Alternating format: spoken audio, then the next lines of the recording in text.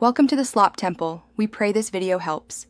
You already have what matters: a shell and permission to run commands. First, open PowerShell or terminal and run Python version and pi-0p to list interpreters. This shows which executables are registered.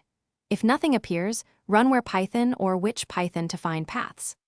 Once done, note the return path strings because they point directly to the exe file locations. This saves time versus guessing in program files or user directories. Now you drill into the exact executable. On Windows, pi-0p gives full paths for each installed version. Use where Python to confirm which one runs by default. On Mac OS or Linux, which Python 3 and $, which Python 3 reveal symlinks and the real binary. Once you have a path, open its folder, seeing Python.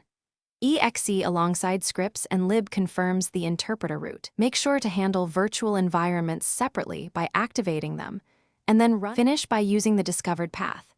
Either add that folder to your path or reference the absolute path in scripts to avoid ambiguity. If you work in virtual environments, activate the env so you use its Python executable. If commands return no results, make sure installers weren't skipped. Rerun the installer and choose Add to Path or Repair.